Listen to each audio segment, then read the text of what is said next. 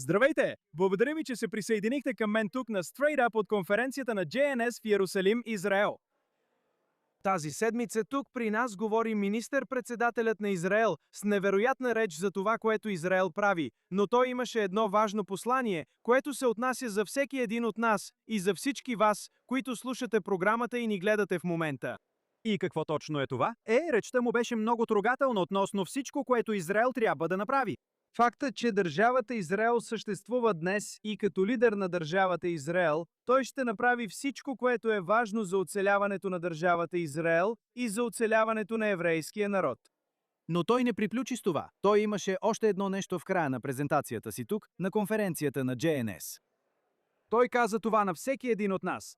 Чуйте това и след малко ще се върнем. Моля ви, евреите от Америка и евреите от диаспората, да направите едно нещо. Станете! Не се свивайте от страх. Не се страхувайте. Отвърнете на удара. Защото хората ще ни уважават само ако ние уважаваме себе си. И когато ни хвърлят лъжи, отвърнете с истината и го направете. Изправете се. Застанете в защита на истината. Застанете в защита на Израел. Застанете в защита на еврейския народ. Застанете в защита на еврейското бъдеще. Благодаря ви на всички. Благодаря. Така че беше много ясно какво имаше да каже министър-председателя. Трябва да се изправим. А да се изправиш не означава само физически да станеш, както хората станаха и аплодираха. Това е да вършиш ежедневните неща на осмия фронт. Осмият фронт днес е този, в който всеки един от нас е ангажиран. И си помислих, какво би било по-подходящо от това да имаме един от тези защитници на държавата Израел. Има доста от тях, но една, която забелязах и съм сигурен, че много от вас също я познават. Тя е известна като Jewish Jess. Познавам те още отпреди, от Just the Jew или Jewess. Да. И ти се бориш за държавата Израел. Издигаш се. И за мен е важно да предам това послание на всеки, който ни гледа или следва JNS, за да знаят, че както ти си го разбрал, всеки от нас има своя роля. Точно така. Затова бих искал да кажеш на нашите слушатели, на нашите зрители. Как разбра своята позиция там? Това само за по-младото поколение ли е, или всеки от нас може да го направи? Джес, благодаря ти, че си тук днес. Разкажи ни малко за себе си и ще преминем към това, с което се занимаваш. Моят происход е много традиционен. Израснах в еврейска култура и водех много еврейски живот, но никога не съм стигала по-далеч от това. Израснах в много ционистко семейство, но наистина никога не съм стигала по-далеч от това. На 7 октомври 2023 година се събудих с новините. И като човек, който работи в маркетинговата индустрия, реших сутринта, докато всички бяха залепени за телевизора, аз да бъда залепена за социалните мрежи. Разбира се! Превъртах в TikTok и гледах как най-ужасните хора празнуват това, което се случваше, докато то се случваше. Празнувах. Празнуваха. Провеждаха на живо панели, усмихваха се, смееха се, споделяха новините, намираха го за забавно и за нещо иконично. И наистина, те празнуваха. Имам голяма уста. Може да съм 1,50 м, може да тежа 42 кг. Оръжието ми е устата ми. И се присъединих към панел с, както най-добре бил ги описала, 3 британски джихадисти. Присъединих се към панела. Крещях им 10 минути. Махнаха ме много бързо. Разбраха каква уста имам. Махнаха ме, но излязох с 1000 нови последователи и над 100 съобщения от хора, които казваха: трябва да правиш това всеки ден. И от този ден нататък, от 7 октомври 2023 година, посветих целия си живот на борбата за еврейския народ. Човече, ти остави всичко на страна и посвети целия си живот на това. И използваш думата борба. Ти буквално се занимаваш с това. Затова искам да обясниш. Ти ми го каза. Мисля, че ти го изрази най-добре. Разликата между това, с което бяхме свикнали с евреите, и това, което се случва днес. Вече не можем да си позволим да бъдем слабите, пасивни, срамежливи, добри евреи, каквито сме били приучени да бъдем през последните 70 години. Точно така. Вече не можем да си го позволим. Ако продължим така, може да се върнем във времена като Холокоста. Трябва да бъдем настъпателни, трябва да се гордеем със себе си, трябва да се борим за това, в което вярваме. Знаеш ли, наистина трябва да преминем в настъпление. Трябва да се бори. И ти ми каза това преди. Не само да бъдем настъпателни, но и да бъдем провокативни. Трябва да бъдем провокативни. Точно така. Хората трябва да знаят кои сме, за какво се борим и че няма да ходим никъде. Не се страхуваме от никого. И мисля, че хората сякаш смятат, че сме пасивни и слаби. Не сме такива.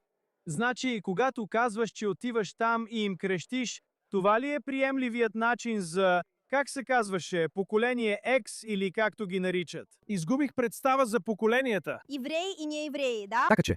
Чанет! Така че всички сте там. Оттам получавате информацията си. Виждам го при собствените си деца. Всеки, който ни гледа от моето поколение или по-млад, вижда, че това се случва. Да. И забелязах, че преди 12, 13, 15 години това беше на университетско ниво. Сега е дори при по-малките. Те имат TikTok. Това привлича по-младото поколение. Затова е важно за тях да разберат и да знаят откъде получават информацията си. Както казахте, израснали сте в ционистки дом, но днес се сблъскваме с нива на обвинения, които надхвърлят всичко, с което съм се сблъсквал, а аз съм работил с израелски информационни кампании от години. Това е отвъд всичко, с което трябваше да се справяме години наред. Точно така е. Техните обвинения са много лесни за опровергаване, защото не са истински. Те не са истински. И когато се бориш с факти срещу чувства, е много лесно. Информацията, която получавам, е от книги, от историята, от документални филми, от моето образование. Информацията, която те разпространяват, е невярна. Това са лъжи. Това е измислен разказ. Те използват сърцата си, а не главите си. Аз се боря с това с главата си, а не с сърцето си. Много лесно е да се бориш с чувства чрез факти.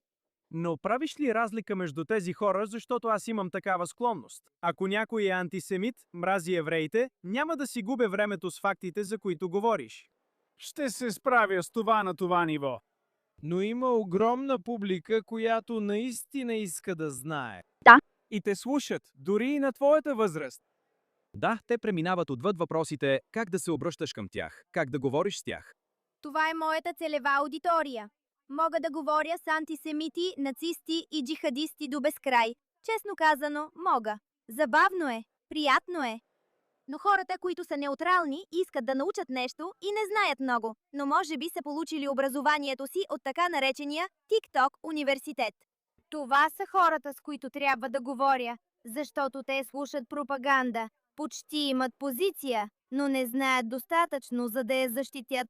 Те са най-важните хора. Те са злато. А как се справям с тях? Говоря им с факти. Те чуват от пропалестинци. Те чуват от джихадисти. Те чуват от много радикални ислямисти, които им предоставят информация, но без източници, без статистика, без данни. Аз се противопоставям на това с източници, статистика, данни, книги, образование, история. Но ти не им даваш библейско описание на нещата или дори историческо. Използваш кликбейт. Какъв кликбейт използваш за това?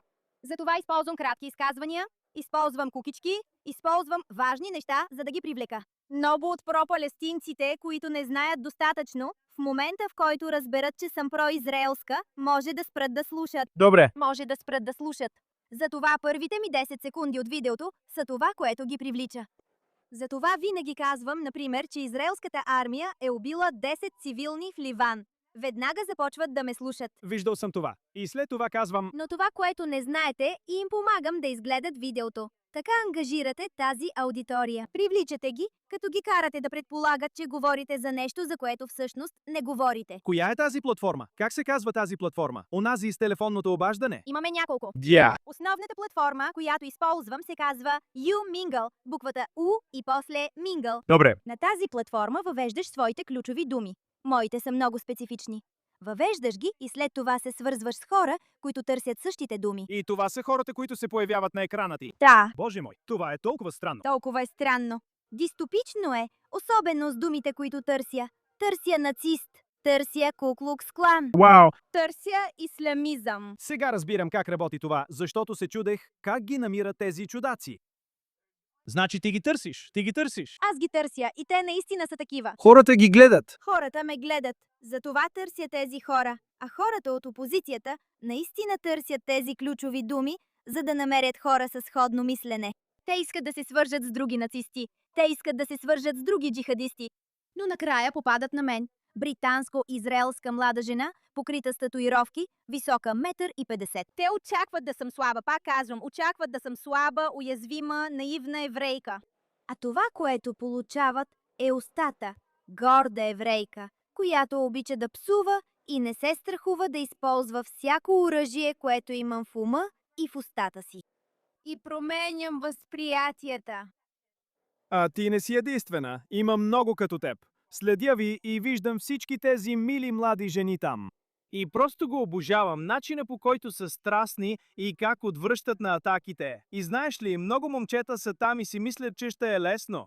И те просто... Но също така ми харесва факта, че някои от тях остават заради твоето мнение. Привличам ги. Перфектно. Това е брилянтно. И тогава получаваш тази пленена публика. Точно така. Това са най-забавните разговори, които водя, защото ми казват най-ужасните неща, а накрая на разговора питат, може ли да ти взема Инстаграма? Разбира се. Знаеш ли, много е забавно. И аз казвам, вземи ми Инстаграма, гледай ми видеята. И това е невероятно. Не изглеждаш като коза, така че не знам какво е привлекателното в това. Знам. Знам.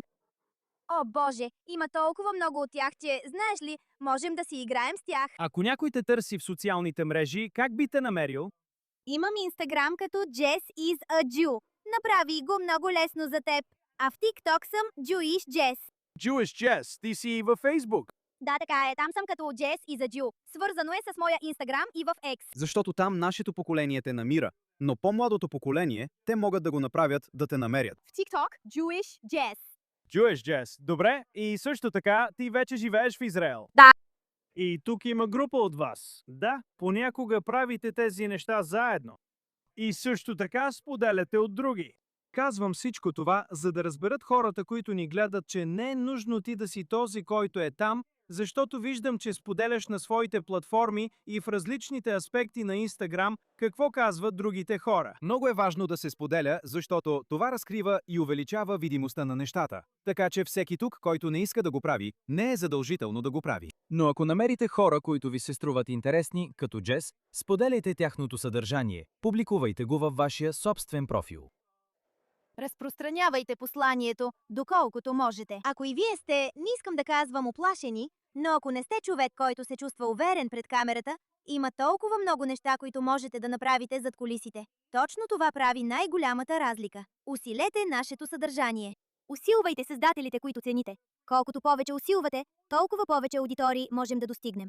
Колкото повече аудитории достигнем, толкова по-широко ще се разпространи нашето послание. Перфектно! И колкото повече нашето послание се разпространява, толкова повече хора разбират. А това е най-важното. Точно така. Казвам на хората от години, докато работех по това, че поради огромния обем на негативизъм срещу еврейския народ, ние винаги ще бъдем малцинство.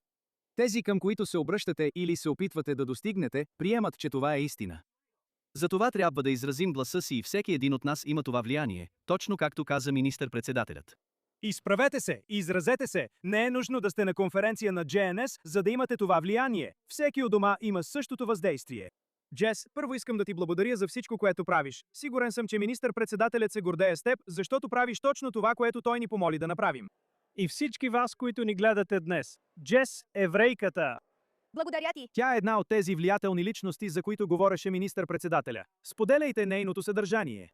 Приятелите, които тя споделя, намерете ги, споделяйте и тях. И вие можете да бъдете толкова активни в подкрепата си за Израел и еврейския народ, както говореше министър-председателят Нетаняху. Това е 8-ият фронт, в който всички ние участваме. Джес, благодаря ти, че си тук. Много благодаря. Нещо последно. Послание към нашите. Повече няма да има слаби евреи. Не можем да си го позволим повече. Не бих могъл да го кажа по-добре. Благодаря, че бяхте с нас. Благодаря. Аз съм Даниел Симън и това е Straight Up с JNS. Обикновено сме в нашето студио, но този път сме на конференцията. Благодаря, че бяхте с нас тази седмица. Ще бъда отново с вас следващата седмица с нашето предаване с повече политическо съдържание, но това беше достатъчно важно, за да ви го представя тази седмица. Благодаря.